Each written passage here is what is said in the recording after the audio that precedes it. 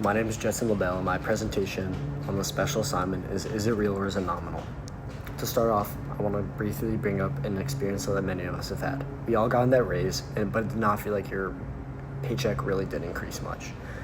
The reason why is very simple. It's because prices are rising at the same time. This introduces a very important equation most of us should be aware of. That is real versus nominal values. What we think is growth in our paycheck isn't truly growth through a real stance, more so just a nominal stance. To explain that more, that introduces a very important question. What is real and what is nominal? Simply put, nominal values are measured in current dollars. Think of this as a sticker price tag or the paycheck amount currently. And real values simply mean your purchasing power, what those amount of currency can truly buy. The difference is very important to know when you are analyzing wages and prices. Which also leads me into the third slide. This is wages don't equal a true standard of living. A rise in wages does not always necessarily mean that your standard of living or your ability to afford a various amount of things has improved.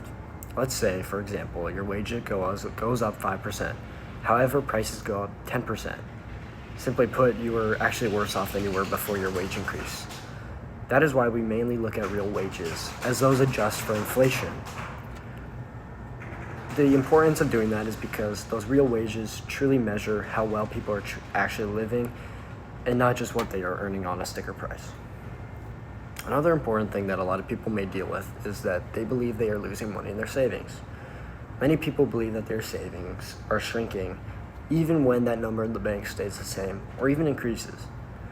That's because the real interest rate matters more than the nominal rate.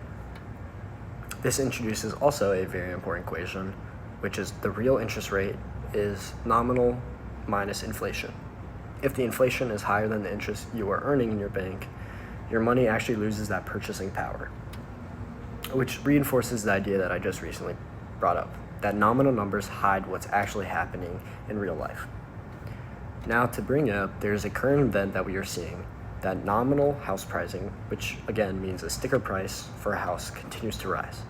And during that, at the same time, inflation has risen rapidly, very fast, generally faster than the housing has increased.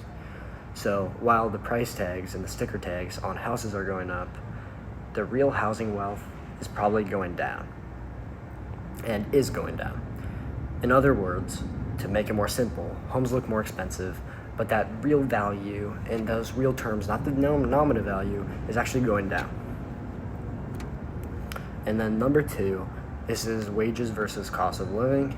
We are also seeing nominal wages increase in a various amount of jobs. However, the cost of living, specifically and especially necessities like groceries, rent, and utilities, even cars, are rising way faster. That raises a very important question that you guys should be aware of, and that is, can wages keep up with the cost of living? And when they don't, real wages actually fall. Essentially, inflation normally combats the gains that people believe they are truly getting from their wage increases.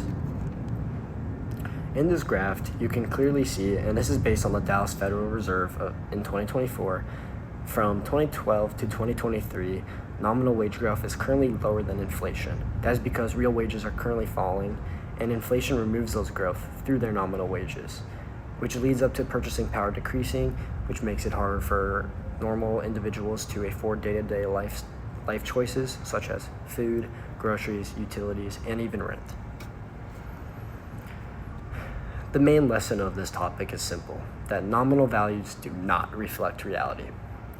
Real values, not nominal values, give us the truth and whole picture of the economic standpoint that you are at.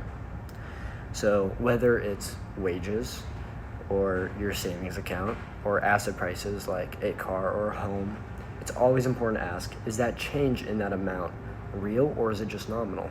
That's a key takeaway you should all be aware of.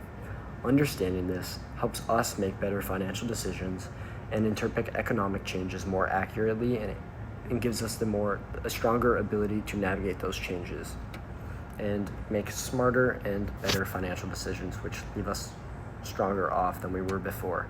That is why this topic is very important. And here are my references. Thank you.